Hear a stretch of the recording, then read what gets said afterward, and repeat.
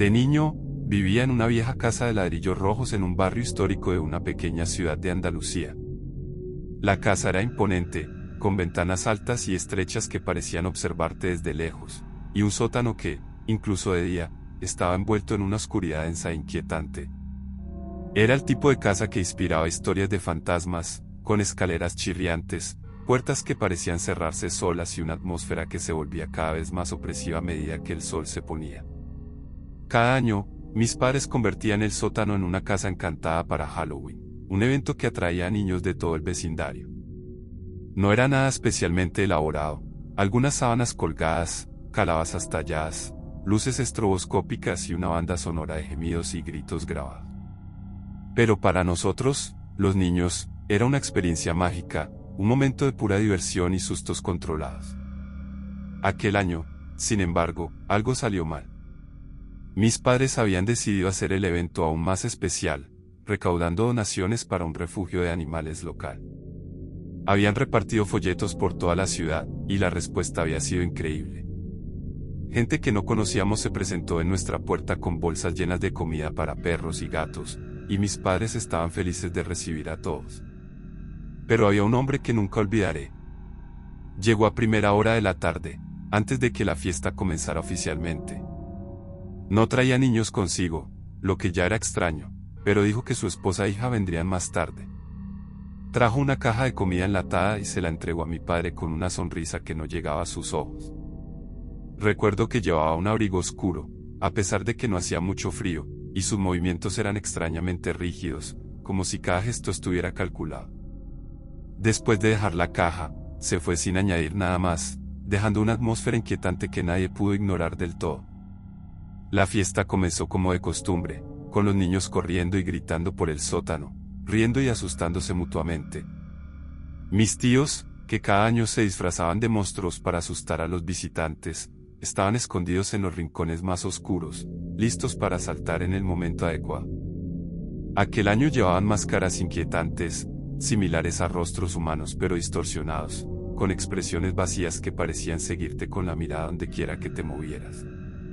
Las máscaras eran tan realistas que casi parecían vivas, e incluso yo, que las había visto decenas de veces, no podía mirarlas demasiado tiempo sin sentirme incómodo. Fue hacia el final de la noche cuando ocurrió algo inquietante. Una de mis amigas, Lucía, vino a mí llorando, diciendo que alguien con una de esas máscaras la había agarrado del brazo y había intentado arrastrarla a una habitación lateral. Intenté calmarla, diciéndole que debía haber sido uno de mis tíos, pero ella insistió en que no era así. Su mano estaba fría, demasiado fría, y su tacto había estado acompañado por una respiración agitada que le había helado la sangre. El miedo en sus ojos era real, y yo también comencé a sentirme incómodo. Mis padres se tomaron el asunto muy en serio. Interrogaron a mis tíos, pero todos juraron no haber tocado a nadie. Fue entonces cuando notamos que uno de ellos, el tío Javier, no estaba en su lugar. Cuando lo encontramos, dijo que había dejado su máscara en una silla mientras iba al baño, y que al regresar había desaparecido. La tensión se disparó, y mis padres decidieron cerrar la fiesta antes de lo previsto. Llamaron a la policía, que registró la casa, pero no encontraron nada sospechoso. No había señales de intrusión, ninguna prueba de que alguien hubiera entrado o salido a escondidas. Sin embargo, la máscara desaparecida nunca fue encontrada. Aquella noche, mientras intentaba dormirme, escuché un ruido en la ventana. Era un sonido suave, como si alguien estuviera golpeando ligeramente el cristal. Me quedé inmóvil, con el corazón latiendo descontroladamente, esperando que fuera solo el viento. Luego el ruido se hizo más fuerte, más insistente, como un arañazo que intentaba entrar. Con una mezcla de terror y determinación, me levanté y me acerqué a la ventana. Cuando corrí las cortinas, vi una figura de pie afuera, iluminada por la tenue luz de la luna. Llevaba una de las máscaras de mis tíos, pero había algo diferente, algo que no encajaba. La máscara parecía casi viva, con una expresión que no podía descifrar. Antes de que pudiera gritar, la figura se dio la vuelta y desapareció en la oscuridad. Llamé a mis padres, que revisaron el jardín con una linterna, pero no encontraron a nadie. La policía volvió, pero una vez más no hubo pruebas de una intrusión. Pasaron semanas, luego meses, y el miedo comenzó a desvanecerse. Hasta que un día, al volver de la escuela, encontré una máscara en mi cama. Era idéntica a las de mis tíos, pero con una diferencia: en la parte de atrás, escrito con un rotulador negro, estaba mi nombre. ¿Cómo sabía alguien mi nombre? ¿Y cómo había entrado en la casa sin que nadie lo viera? Mis padres instalaron un sistema de seguridad más avanzado, con cámaras y sensores en cada ventana y puerta. Pero a pesar de todas las precauciones, seguía escuchando ruidos por la noche, golpecitos, arañazos, pasos ligeros en el techo. Cada vez que lo comprobábamos, no había nada. La policía dijo que podía ser un animal, pero yo sabía que no era así. Había alguien ahí fuera, alguien que parecía conocer cada rincón de nuestra casa, cada uno de nuestros hábitos. Años después, cuando ya había crecido y me había mudado, recibí una carta anónima. Dentro había una foto de nuestra antigua casa, tomada de noche, con una figura de pie frente a mi ventana. Todavía llevaba esa máscara. En el reverso de la foto estaba escrito: "Te he echado de menos".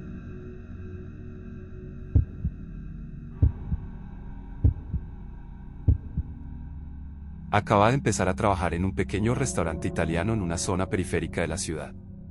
El lugar no era el mejor, el edificio era viejo, con paredes descascaradas y una atmósfera que parecía pesada incluso en las horas más concurridas. Pero estaba desesperado. Necesitaba dinero, y ese trabajo, aunque no era ideal, era mi única opción. El gerente, un hombre llamado Luis, era el tipo de persona que te ponía incómodo sin motivo aparente. Tenía una mirada evasiva y una forma de hablar que siempre parecía esconder algo. Siempre me asignaba los turnos más largos y me hacía quedarme hasta tarde, sin importarle mis objeciones. Pero, como dije, no podía permitirme ser exigente. Una noche, mientras cerraba el restaurante, empecé a escuchar ruidos extraños. Estaba en la cocina, limpiando los suelos de baldosas, cuando escuché golpes sordos y arañazos que venían de debajo del suelo. Al principio pensé que me lo estaba imaginando, pero los sonidos continuaron: un golpe, luego un arañazo, luego otro golpe. Era como si alguien, o algo, se estuviera moviendo debajo de mí. Me detuve, con el corazón acelerado, tratando de averiguar de dónde venían esos ruidos. Eran débiles pero claros, y parecían venir del sótano. El problema era que Luis me había dicho que el restaurante no tenía sótano. Pero yo sabía que no era cierto. Había visto las ventanas a nivel del suelo en la parte trasera del edificio, pequeñas y sucias, pero claramente visibles. Al día siguiente, decidí hablar con Luis al respecto. Le conté sobre los ruidos y le pregunté si había un sótano.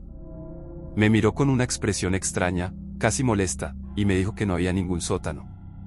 «Es solo el viejo edificio crujiendo», dijo, encogiéndose de hombros. Pero yo sabía que estaba mintiendo. Intenté insistir, pero me cortó bruscamente, diciéndome que me concentrara en mi trabajo y no hiciera preguntas.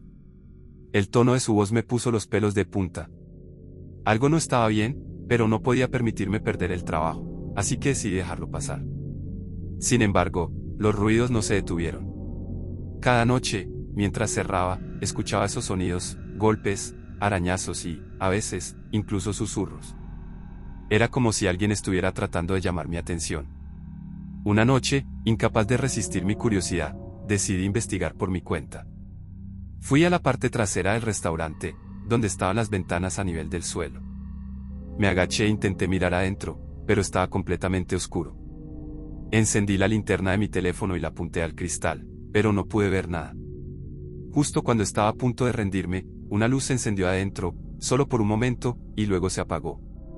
Me quedé paralizado, con el corazón en la garganta, tratando de entender lo que acababa de ver. No podía explicarlo, pero algo en ese breve destello de luz me aterrorizó. La noche siguiente, no podía dejar de pensar en lo que había visto. Decidí volver a las ventanas a nivel del suelo, aunque sabía que no debía hacerlo. Esta vez, mientras me acercaba, vi algo moverse detrás del cristal.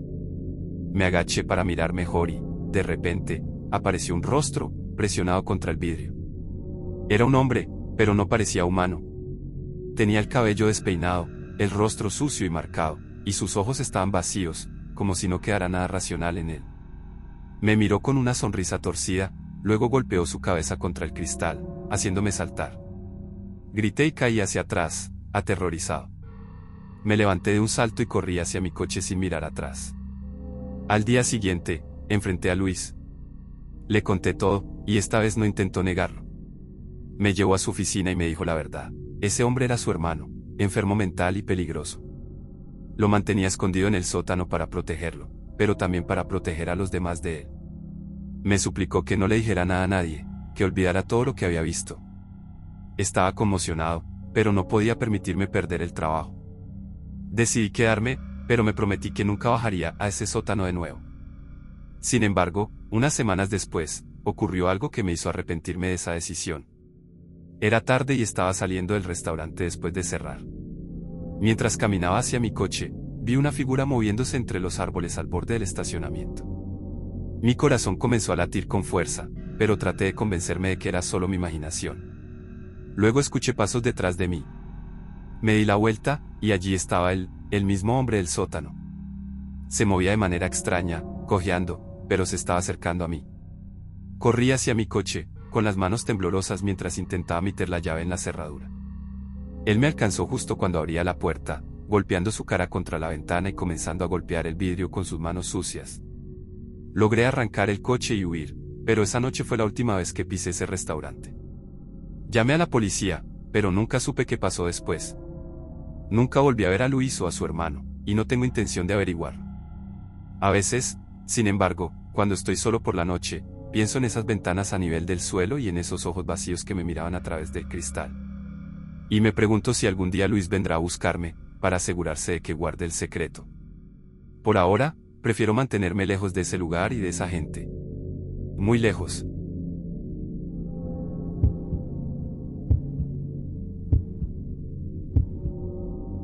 Desde que era niño, nuestro perro, Max, siempre había dormido en el garaje. Era una lección práctica. Max era un perro grande, y el garaje ofrecía el espacio necesario para moverse libremente durante la noche. Además, mis padres no querían que dejara pelos en el sofá o las alfombras. Max estaba acostumbrado a esa rutina, y cada noche, antes de acostarnos, uno de nosotros lo llevaba al garaje, donde tenía una cama cómoda y un cuenco de agua. Todo siempre había ido bien hasta hace 2 semanas. Una noche, después de llevarlo al garaje como de costumbre, noté algo extraño. Normalmente, Max se acomodaba enseguida en su cama, pero esta vez se quedó de pie, mirando fijamente la puerta que conducía a la casa. Sus ojos estaban fijos, las orejas erguidas, como si estuviera escuchando algo. Lo llamé, pero no se dio la vuelta. Decidí ignorar su comportamiento, pensando que solo estaba cansado o distraído. A la mañana siguiente, encontré a Max agachado cerca de la puerta del garaje, como si hubiera estado esperando toda la noche para salir. Lo dejé entrar en la casa, pero parecía inquieto, mirando constantemente hacia el garaje con una expresión que no podía interpretar. En los días siguientes, su comportamiento empeoró. En lugar de entrar en el garaje por la noche, se negaba a acercarse a la puerta, gruñendo suavemente cada vez que intentábamos llevarlo adentro. Finalmente, decidimos dejarlo dormir en la casa, al menos temporalmente. Una noche, mientras estaba en la cama, escuché un ruido proveniente del garaje. Era un sonido metálico, como si alguien estuviera moviendo herramientas. Me levanté y miré por la ventana de mi habitación, que daba al garaje. La luz interior estaba encendida, aunque estaba seguro de haberla apagado antes de acostarme. No podía ver nada extraño, pero el ruido continuaba, intermitente e inquietante. Decidí ignorarlo, atribuyéndolo a un cortocircuito o a un animal que se había colado. Unos días después, mi padre decidió revisar el garaje para asegurarse de que no hubiera problemas. Abrió la puerta e inmediatamente dio un paso atrás, golpeado por un olor nauseabundo. «Hay algo muerto aquí dentro», dijo, cubriéndose la nariz con la mano. Comenzamos a buscar la fuente del olor, pero no encontramos nada evidente. Al final, mi padre concluyó que debía ser un ratón o un pájaro que había quedado atrapado en algún lugar. Esa tarde, mientras estaba sentado en la sala, noté que Max miraba fijamente la puerta del garaje, gruñendo sin parar. Me acerqué para calmarlo, pero su comportamiento me puso nervioso. Era como si supiera algo que nosotros no podíamos ver. Decidí echar un vistazo al garaje de una vez por todas.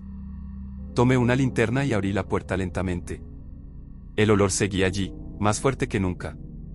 Caminé hacia la parte trasera del garaje, donde guardábamos cajas viejas y herramientas de jardinería. La linterna solo iluminaba pequeñas porciones del espacio, creando sombras que parecían moverse solas. Fue entonces cuando lo escuché. Una respiración. Profunda, regular y demasiado cerca para ignorarla. Mi corazón se detuvo por un momento, y la linterna tembló en mi mano. Me giré lentamente, apuntando la luz hacia el rincón más oscuro del garaje. Y allí, entre las sombras, vi algo moverse. La respiración era clara, distinta, y provenía del rincón más alejado del garaje, donde las sombras parecían espesarse en una masa informe. La linterna temblaba en mi mano mientras intentaba iluminar ese rincón, pero la luz no podía penetrar completamente la oscuridad. Algo se movía allí, algo grande, demasiado grande para ser un ratón o un pájaro. Mis instintos me gritaban que corriera, pero mis piernas parecían clavadas al suelo. Max, que se había quedado en la puerta del garaje, comenzó a gruñir más fuerte, el pelo de su lomo erizado. Su comportamiento confirmó que no me lo estaba imaginando. Realmente había algo allí, algo que ni siquiera un perro valiente, se atrevía a enfrentar. Lentamente, di un paso atrás, tratando de no hacer ruido, pero mi pie golpeó una caja de herramientas vieja, que cayó al suelo con un golpe seco. La respiración en el rincón se detuvo por un momento, y luego volvió, más rápida, más agitada. ¿Quién está ahí?, intenté preguntar, con la voz temblorosa. No esperaba una respuesta, pero el silencio que siguió fue aún más escalofriante. El garaje de repente parecía más pequeño, las paredes cerrándose a mi alrededor. La linterna seguía temblando, y la luz bailaba en las paredes, creando sombras que parecían cobrar vida. Decidí que no podía quedarme allí.